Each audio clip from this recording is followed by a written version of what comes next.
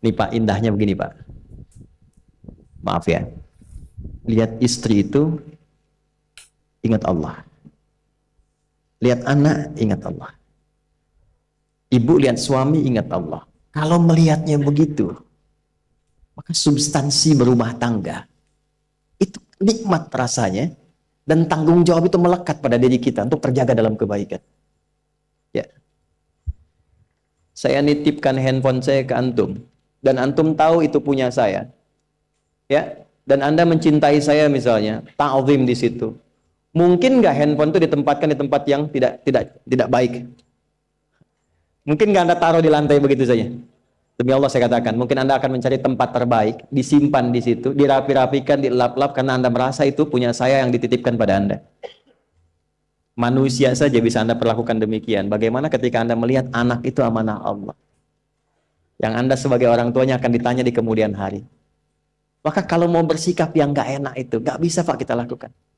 Mau bentak tuh gak bisa. Mau marah tuh ditahan-tahan. Ya. Dan itu dijaga. Lihat istri sebagai amanah Allah, itu beda caranya dengan hanya melihat kemanusiaannya saja. Istri melihat suami sebagai amanah Allah akan lain. Ya. Makanya akan selalu sempat dan optimal merawat istri sendiri dibandingkan lihat-lihat istri orang. Begitu sebaliknya. Ibu pun tidak harus berharap, kenapa ya suami saya nggak seperti Ustadz? Harapan yang sia-sia. Sudah ada turunan hikmahnya. Nah itu ada latihannya. Latihannya apa? Alladzina yadhkurunallah, zikir. Jadi kalau zikir itu sudah kuat dalam diri kita, ya sudah menghadirkan esensi zikir dalam diri kita, yang dilihat semuanya itu semua anugerah Allah Subhanahu wa taala. Jadi saat dia gembira itu dia bersyukur, dan saat dia sedang mengalami duka dia bersabar. Semua sama sebagai ibadah. Ajaban li amril mu'min. Kalau sudah seperti itu, kata Nabi, perkara hidupnya mengagumkan, gak ada keluhan. Itu latihannya zikir. Nah, zikir ini di Quran diturunkan dalam bentuk yang pokok berupa amalan ritual. Karena itulah semua bentuk amalan ritual disebut dengan zikir. Jadi kalau kita ingin hadirkan sifat tadi, maka cara pertama tingkatkan ibadah ritual. Salat. Apalagi? Al-Quran. Saya ambil dua dulu lah, supaya nggak banyak-banyak dulu. Yang pokok salat yang kita lakukan tiap hari. Tinggal kuantitas dan kualitas kita tingkatkan. Maaf, lihat sini baik-baik. Salat itu di Al-Quran disebut dengan zikir. Dalilnya Quran surah ke-20 ayat ke-14. Dan langsung disarikan dengan fungsi ibadah sebagai fungsi hidup kita. Sudah? Perhatikan baik-baik. Innani anallah la ilaha illa ana fa'budni wa aqimis salata lidzikri. Itu dalilnya. Sayalah Allah, kata Allah. La ilaha illa ana, tidak ada Tuhan yang layak dipertuhankan dan layak disembah kecuali saya, Allah. Allah. Bagaimana kenal Allah sebagai Tuhan? Ya, yang layak disembah, yang harus dipertuhankan, kenalnya bagaimana? Mendekatnya bagaimana? Fa'budni, sembah saya supaya kamu kenal saya, dekat dengan saya, tahu saya. Bagaimana caranya? Wa aqimis shalah, tunaikan salat. Jadi kalau pengen dekat dengan Allah, terkoneksi kepada Allah, tersambung, punya sifat tawakal yang kuat, nih tingkatkan salatnya, tambah. Makanya tiap hari kita sholat 5 waktu itu untuk membangun konektivitas dengan Allah. Sebab kalau sudah dekat, aksesnya pun terbuka semua. Itu maksudnya. Anda dekat dengan pimpinan, akses di perusahaannya kan mudah untuk diakses. Ya kan? Kita punya kenalan yang kuat, yang punya sesuatu, aksesnya mudah dibuka. Kita kenal Allah dan dekat dengan Allah, apa yang sulit bagi Allah. Dan ini kita yakin. Nah sekarang Allah kasih jalan. Coba lihat orang-orang dulu, ya. Mereka ketika akan melatih dirinya untuk tersambung kepada Allah, sholat semua, termasuk para nabi, rasul. Tapi dahsyatnya, ketika ada apapun dalam kehidupannya yang sulit Allah mudahkan, minta langsung dikabulkan. Dan sangat luar biasanya, seringkali terjadi mintanya lewat sholat. Nabi Zakaria itu kan dihukumi istrinya oleh medis itu menopause dan mandul. Maaf, nggak mungkin punya keturunan. Kapan mintanya? Dalam sholat. Mohon sama Allah. Dan itu dikabulkan. Dan diabadikan di Quran dengan surah yang sama, Ali Imran ayat 38 sampai 39. Hunalika da'a Zakaria rabbah qala rabbi habli min ladunka dzurriyyatan thayyibah innaka sami'ud du'a. Ya Allah, mereka mengatakan aku nggak mungkin punya keturunan. Mereka mengatakan istriku punya keterbatasan. Maka aku memohon kepadamu yang tidak punya batas dalam pemberian. Engkau yang maha mendengar. Kalau kepada yang maha mendengar doa saya tidak dikabulkan, mohon tunjukkan kepadaku lewat sholat ini ya Allah, dengan cara apa lagi dan kepada siapa aku mesti memohon. Itu nggak nunggu lama, permohonan selesai turun jawaban ayat 39-nya. Fanadathul malaikatu wa huwa qa'imun yusalli fil mihrab. Turun malaikat mengabarkan engkau dapat kabar gembira akan punya anak, langsung namanya dikasih Allah Yahya. Annallaha yubashshiruka bi Yahya. Artinya hidup yang mustahil menurut manusia, lahir dari rahim seorang perempuan, maaf, yang divonis monopause dan mandul, bayi yang hidup, kata Allah nggak ada yang mustahil, lahir dan terjadi itu. Yahya, John, lahirlah. Kapan terjadinya? Saat sholat. Karena itu saat dipanggil sholat, itu isinya tuh kan doa semua. Silakan ngecek, isinya doa semua. Dari mulai takbir, sujud sampai salam, isinya doa semua. Dan itu konektivitas kita dengan Allah, minta. Kapan itu bisa terkabul dengan cepat doanya? Kapan selesai urusan kita? Kalau koneksinya bagus. Makanya disebutnya zikir, yang terhubung, yang nyambung. Semakin kenal, semakin dekat, semakin mudah. Kadang belum minta, sudah diberi. Ada yang orang belum berucap, Allah sudah berikan. Sehingga ketika menghadapi masalah yang sama, ringan. Bukan nggak punya masalah. Akan dihadapi, diringankan oleh Allah. Masalah yang sama, ini sampai ribut, adu argumentasi. Orang ini cuma senyum, selesai. Betapa banyak masalah kecil diargumentasikan jadi besar. Akhirnya problem. Tapi tidak sedikit masalah besar dihempaskan di atas sajadah. Ketika koneksinya dengan Allah itu kuat, tiba-tiba hilang seketika. Selesai.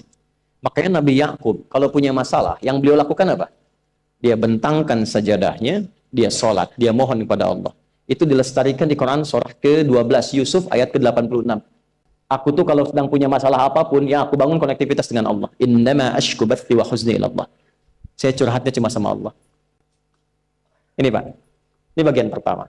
Nah, jadi kalau ingin semakin kuat, sampai ada masalah diringankan, mau kerja dibukakan pintunya, itu ada jenisnya. Yang pokok ada 5 waktu, 17 rakaat. Yang detil itu ada pada sunnahnya. Dan itu hebatnya dalam Islam. Dijelaskan caranya, disebutkan tujuannya, dan diterangkan hikmahnya. Contoh. Kita sekarang jam berapa? Jam 9.20. Di waktu saat ini ada waktu sholat disebut dengan sholat duha. Duha itu dibagi 3. Ada awal duha, penguat zikir, pengganti seluruh bagian zikir di tubuh kita, yang disebut dengan syuruk. Itu kurang lebih jaraknya 1 jam setelah subuh. Jadi kalau tadi 4.45, ya 5.45 menjelang jam 6 itu masuk syuruk. Setelah itu masuk ke jam 8 sampai ke kurang jam 10 itu pertengahan duha. Pertengahan duha. Apa fungsinya? Di antaranya mempermudah rizki. Di antaranya. Bilangannya berapa? 2 sampai 4 rakaat bisa dikerjakan. Ya, dan harapannya apa? Bukan pada rizkinya. Ya, jadi jangan sampai motifnya cuma sekedar keduniawi, kurang tepat. Kenalkan kepada Allah, nanti biarkan janji yang disampaikan oleh lisan Rasulullah itu terjadi. Ya, jangan pada rizkinya, ini terbatas, cuma sampai situ. Tapi kalau kita minta sama Allah, dikasih jalannya itu dari sisi yang tidak kita duga. Anda berhitung, Allah kasih hitungan. Anda tak berhitung, Allah kasih apa yang tidak pernah Anda hitung sebelumnya. Itu poinnya. Maka lakukan sholat dekati, itu yang disebut sholat duha. 2 rakaat, tambah lagi 2, untuk kenal Allah.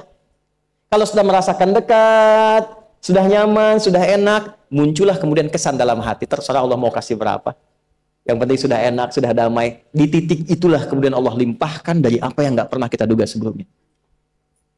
Tiba-tiba keluar, kok ada telepon, dapat proyek, dapat macam-macam. Tapi tujuan sholatnya bukan untuk proyeknya. Buat kenal Allah, ulul albab ini. Kalau cuma pengen lancar, baru serabutnya. Kalau cuma pengen lulus proyek, itu baru daging luarnya. Ulul albab itu kenal Allahnya, sehingga dia tahu akses intinya tuh itu. Itu poinnya. Dan gak mahal. Emang kalau sholat duha di Anur bayar, Pak? Pakai biaya. Baiknya luar biasa. Sudah? Satu. Kalau mau lagi misalnya, ini yang paling dahsyat nih. Dibimbing kita sampai ke posisi terbaik di apapun itu. Jadi ayah terbaik, ibu terbaik. Ya, jadi karyawan strategis, di militer terbaik. Terbaik tuh gini, di tempat terbaik yang memuliakan tuh makom namanya. Makanya kuburan sering disebut makam kan? Ya kan? Maksudnya apa? Maksudnya Anda selama hidup berkaryalah yang baik, ibadah yang benar, sehingga Anda wafat pun terhormat. Ya, kata makom itu pertama kali di Al-Baqarah ayat 125, makom Ibrahim. Ya. Ketika Allah sampaikan dalam Al-Qur'an, didapatkan di situ makom Ibrahim, wa idz ja'alna al-baita matsabatan lin-nasi wa amna wattakhidhu min maqami Ibrahim. Makanya kalau kita tawaf, itu dari mulai Hajar Aswad kan sampingnya dekat sekitar 5 meter ada makom Ibrahim kan? Itu tapak kaki pertama beliau meninggikan pondasi Ka'bah dan di situ diabadikan kemuliaannya sampai beliau wafat. Dikenal sampai sekarang.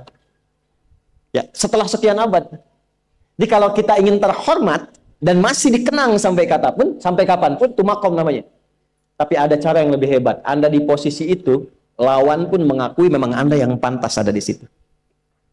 Itu namanya makom mahmuda. Makom mahmuda. Siapa yang bikin urutan 100 tokoh paling berpengaruh di dunia? Siapa? Saya tanya, yang nulis siapa namanya? 100.000? 200.000? Dia mencari langsung di Google tuh. Lambat mas, waktu habis. Michael Chart. Dia yang nulis, maaf ya. Urutan pertamanya siapa? Muhammad SAW. Yang nulis itu muslim atau bukan? Kok bisa tergerak hatinya untuk menempatkan seorang nabi muslim di tempat pertama? Saya tanya begini, kenal Abu Jahal nggak? Ya Allah, makin siang nih nggak fokus nih. Saya kira cuma di Bengkali saja yang kenal Abu Jahal, sini kenal juga. Baik, Abu Jahal itu, apakah orang ini tidak kenal Nabi? Orang ini tahu, kalau saya sebut orang ini berarti kurang bagus ya. Kalau saya sebut beliau berarti baik ya. Abu Bakar saya sebut beliau, Abu Jahal orang ini. Maksudnya Abu Jahal. Apakah orang ini tidak tahu kalau Nabi itu mulia? Nabi unggul. Nabi hebat kan? Jadi mengakui sebetulnya Nabi unggul. Dan bulat dengan Nabi itu dalam olahraga kalah. Dia tahu Nabi itu kuat. Ya. Di dalam cinta juga tahu Nabi paling unggul.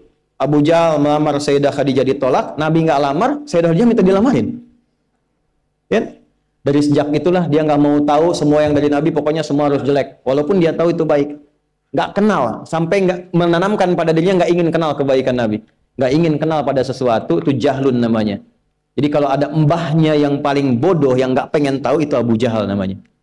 Maka sejak saat itu orang ini disebut dengan Abu Jahal. Tapi Abu Jahal pun itu meyakini kebenaran, kekuatan Nabi, cuman karena iri saja. Gitu. Tapi dia nggak bisa nolak. Menilai seseorang di tempat terbaik yang kita nggak bisa nolak dan mengakui memang dia orang yang terbaik, itu namanya makom mahmuda. Tahukah Anda? Jalan untuk mencapai makom mahmuda itu nggak akan mungkin kita dapatkan kecuali mendekati yang punya semua makom, yaitu Allah Subhanahu wa Ta'ala. Dan jalannya lewat sholat. Itu lewat sholat. Tapi karena ini levelnya istimewa, tingkat tertinggi, ya prajurit pengen jadi komandan terhebat yang diakui, nggak ada orang nyoal. Di kepolisian pengen jadi pimpinan yang baik dan semua mengakui sehingga nggak ada yang nyoal. Di perusahaan pengen jadi pimpinan yang ideal, ya semua mengakui, nggak ada yang nolak. Itu makom mahmuda. Jalannya apa? Ternyata nggak pakai uang, nggak pakai koneksi-koneksi yang tidak jelas. Koneksinya dibangun dengan Allah sehingga Allah melembutkan hati semua orang itu untuk menetapkan dia yang terbaik. Sholat. Karena levelnya tinggi, dinaikkan dari sekedar sholat fardu. Ditempatkan di waktu yang tidak biasa. Butuh pengorbanan, butuh perjuangan. Namanya tahajud. Turunlah Quran surah ke-17 ayat 79 sampai 81 itu. Quran surah 17 ayat 79 sampai 81. Ini poinnya.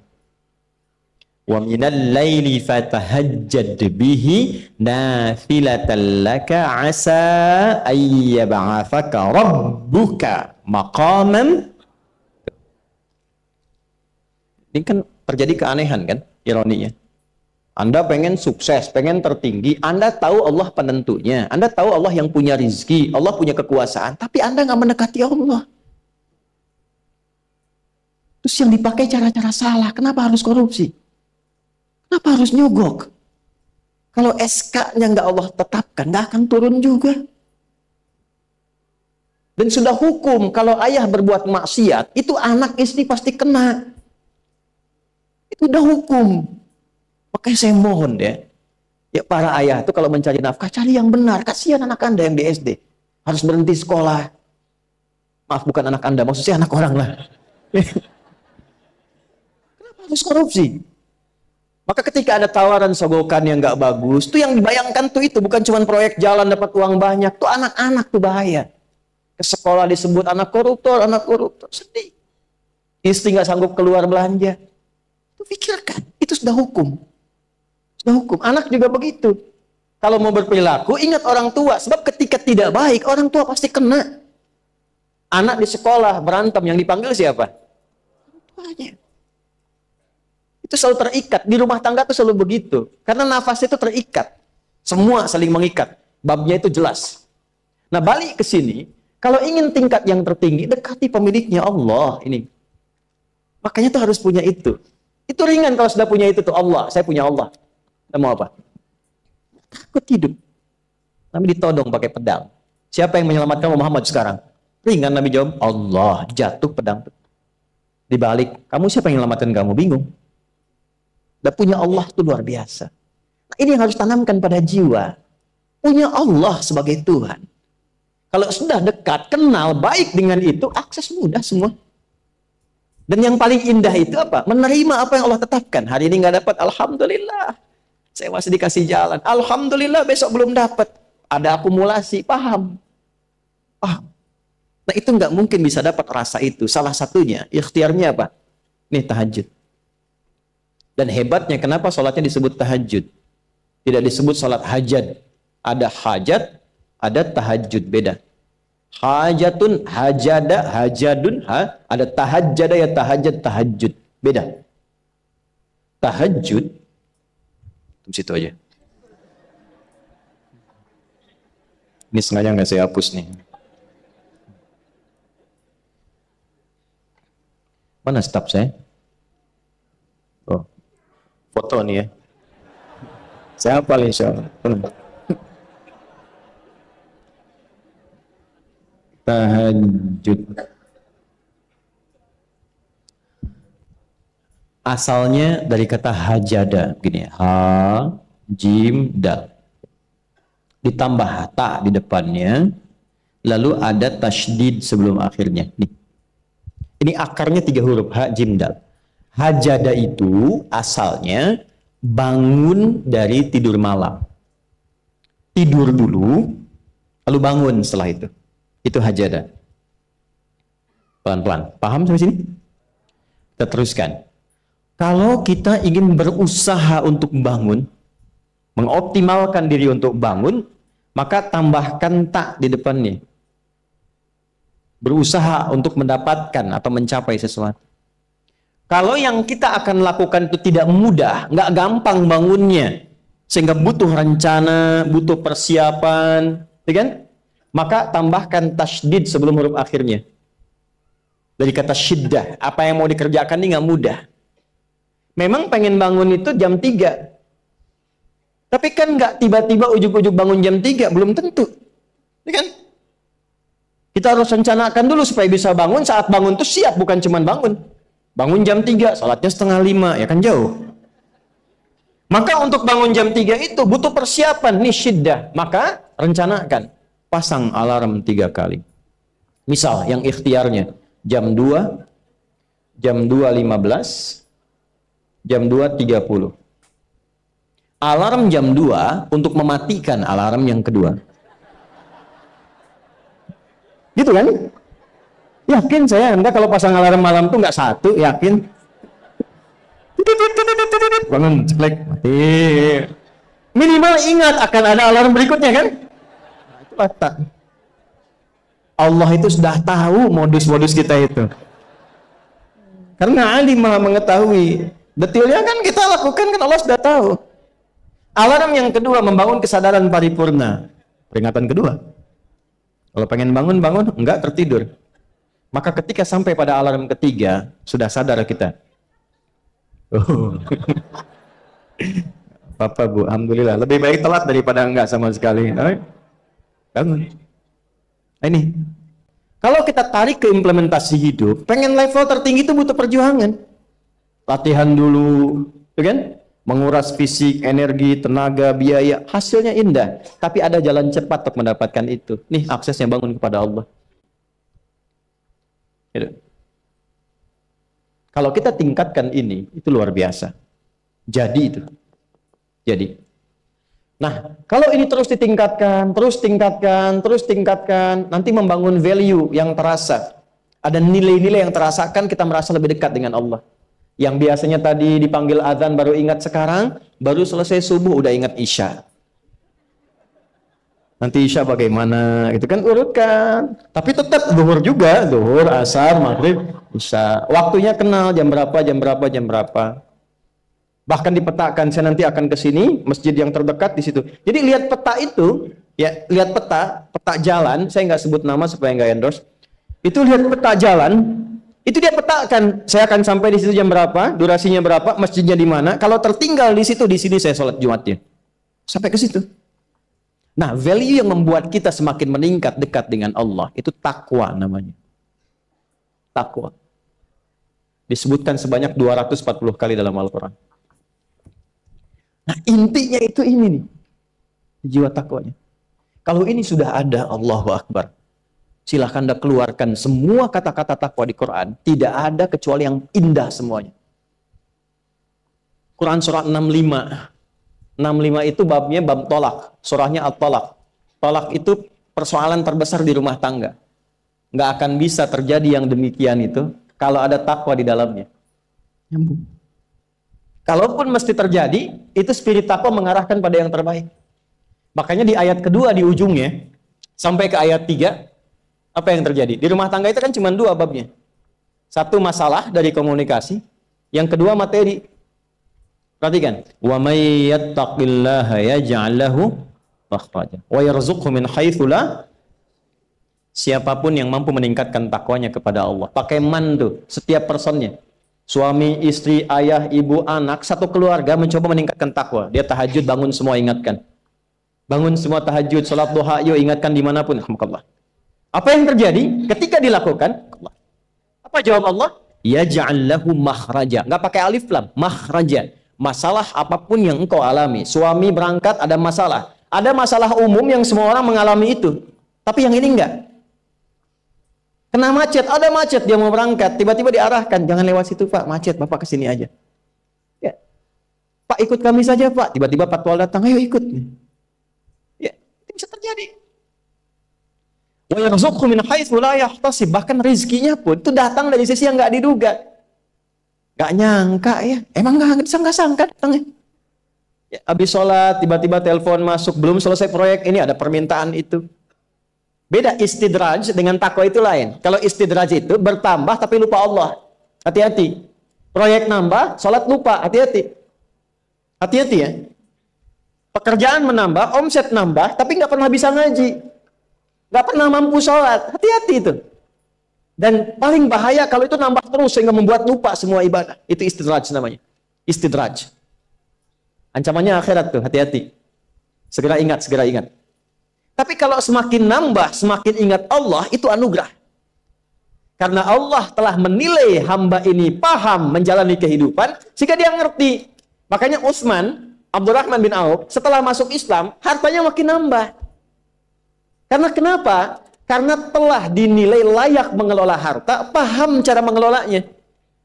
Dapat segini, alokasikan ke sini. Dapat segini, alokasikan ke sini. Pak, di mana logikanya? Ada 600 truk hasil usaha. Bapak punya 600 perusahaan. Satu perusahaannya itu bergerak di bidang misalnya logam mulia. Ya, ada emas, ada berlian, ada macam-macam dan sebagainya. Satu kali Anda berhasil mendapatkan kurang lebih 600 truk logam mulia di dalamnya. Mau datang kemudian ke tempat Anda di jalan. Tiba apa yang terjadi? Ada komen tetangga kepada Anda. Misal, komennya nggak langsung, cuma ke teman tetangga Anda dengar. Waduh, Pak Asep hisabnya luar biasa kayaknya. Hisabnya, bukan berliannya. Hisabnya luar biasa, terus nyampe di telinga Anda. Kira-kira ketika mendengar itu respon Anda apa? 100.000? Bingung kan? Bingung. Lihat Abdurrahman bin Auf, jazakallahu khair. Datang 600 kafilah pakai unta. Isinya semua emas, berlian, perak, macam-macam. Heboh Madinah, bum bum bum bum bum bum bum. Tiba-tiba Sayyidah Aisyah komen radhiyallahu taala anha. Beliau kan yang terdekat dengan Nabi, satu istri Nabi SAW. Jadi kalau sudah ring satu Nabi, ada yang komen, kita tuh cuma 3 sikapnya. Like, share, and subscribe. Gak usah ikut komen lagi. Sukai, share, subscribe. Ikuti jalannya. Apa komennya? Secara singkat, kama qalat. Aku pernah mendengar Nabi SAW mengatakan, Abdurrahman bin Auf itu agak lambat hisabnya. Ya, selambat-lambatnya cepat juga dibanding kita kan? Ya? Maksudnya apa? Ingin menggambarkan betapa banyak kekayaannya. Scan, checklist, semua. Ketika mendengar komen itu, apa kata Abdurrahman bin Auf? Saya jadikan semua yang baru datang itu saya sedekahkan semua untuk orang Madinah. Supaya mempercepat hisabnya itu. Saya sedekahkan